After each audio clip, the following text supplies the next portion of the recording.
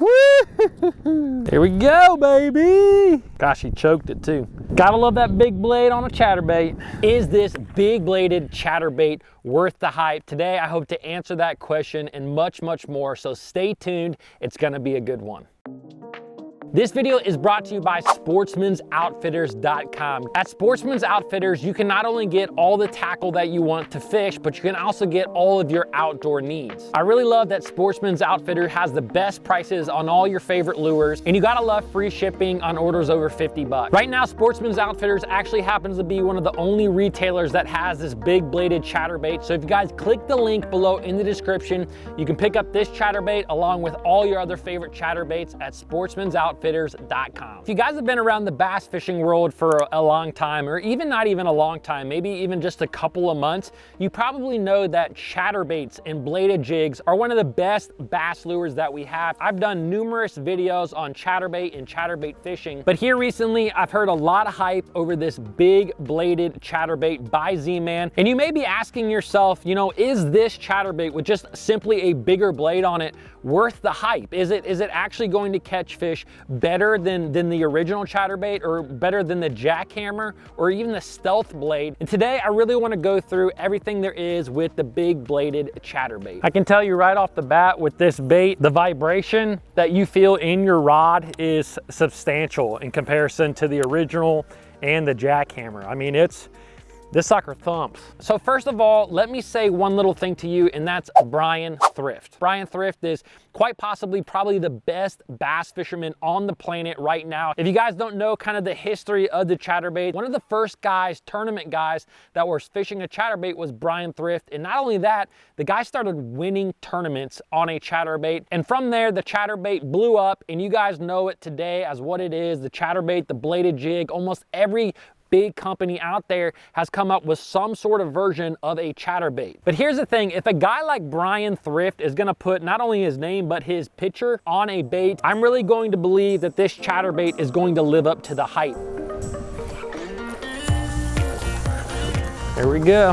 Woo-hoo-hoo. Fish got that bait pretty good there. Not a big one, but hey, the big blade catches more than just big ones. It really has a good hunting action to the bait. I don't know if that big blade kind of enhances the hunting of it, but it really, when I say hunting, I mean it kind of goes back and forth like this in the water.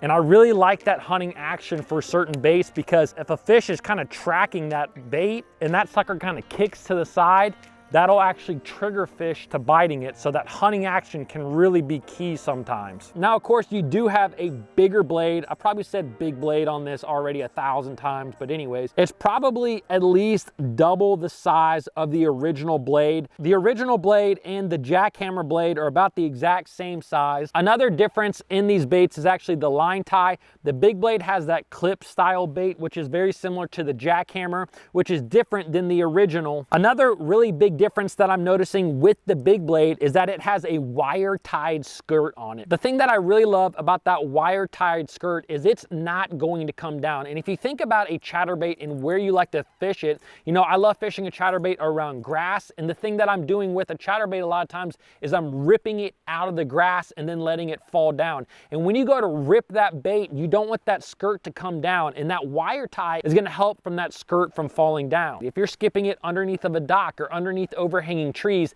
again, that wire tie is going to prevent that skirt from falling down and messing up your chatterbait. Another thing that I'm noticing is a little bit different between the 1/2 ounce original chatterbait and the 1/2 ounce big blade chatterbait is the hook is a little bit bigger on it. It's not necessarily a thicker hook, it's just a larger hook in general. I'm guessing that they did that to make sure that your hookup ratio stayed really, really high with having a bigger blade on this bait. Something that I noticed with the big blade chatterbaits too is they actually have a few different colors that I haven't seen in the Jackhammer in the original bait. One that I'm holding right here is this orange bladed chartreuse white and orange skirt. I'm not even sure what this color is called, but this is what I'm going to be throwing during that pre-spawn time frame. A lot of times in the pre-spawn, I also like reds, and they have this exact same bait in nothing but red, and I can guarantee you that that bait is gonna catch some big bass during the pre-spawn. Obviously, there's a lot of big differences between the Big Blade, the original, the Jackhammer, and even the Stealth Blade,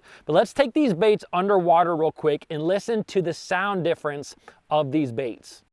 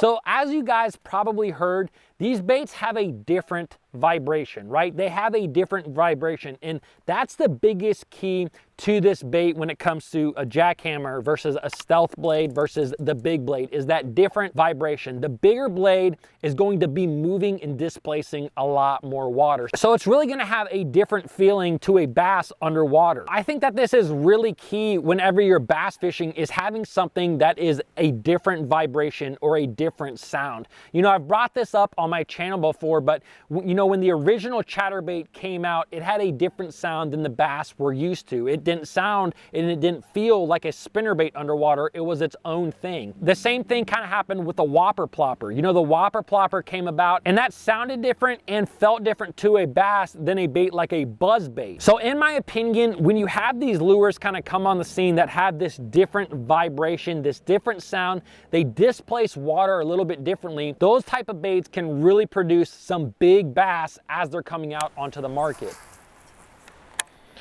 You know, one thing that I've noticed too, I kind of thought the big blade on this might actually impact its ability to skip, and it doesn't. I can skip this bait just as easily, just as simple as, you know, the jackhammer or the original chatterbait. So that's great to know that the big blade does not impact its skipping ability at all.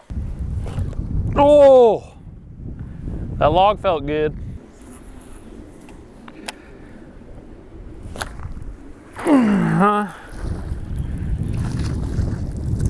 Popped that bait, dropped it, bam.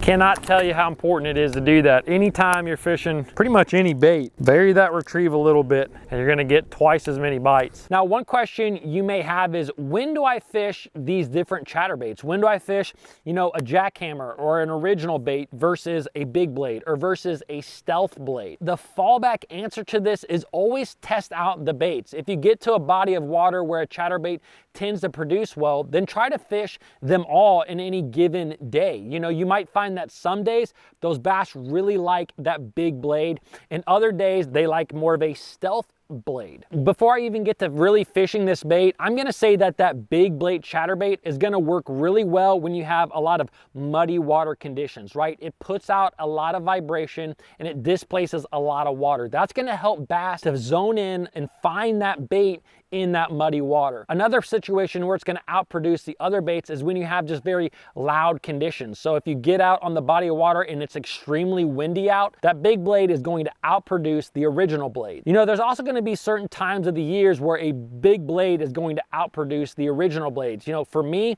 I think of the pre-spawn. During that pre-spawn time frame, the bass tend to like a lot of vibration. This is really when like a bigger Colorado blade spinnerbait tend to work really, really well. And I can see that that big blade also working in the pre-spawn in the same way. Another time that the big blade might work better is simply when everybody is fishing chatterbaits. You know, I have fished on lakes like Lake Toho down in Florida. I remember fishing a tournament out there where it just seemed like everybody was tossing a chatterbait around, like everybody was doing the exact same thing. So one thing you can do to kind of separate yourself from the crowd is to throw a lure that's a little bit different. And in this case, it's the same lure, but it has a different vibration. It displaces water differently, and because of that, it's just something the bass haven't felt. And so therefore, they may bite that big blade better than the original blades in areas where everybody is throwing chatterbaits. I just want to remind you guys real quick that you can find the links to all the baits that I'm talking about, again, down in the description if you want to pick these baits up for yourself.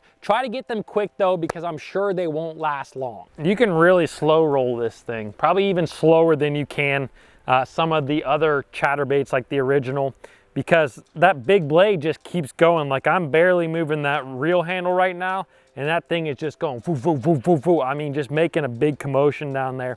I can see that being very advantageous if you're fishing offshore with a bait like this. You can really slow roll that bait, really go slow, or maybe even if you're fishing like during the pre-spawn and you want a slower presentation but a big thump, this is what that bait's gonna do. Golly, I think one just hit it there.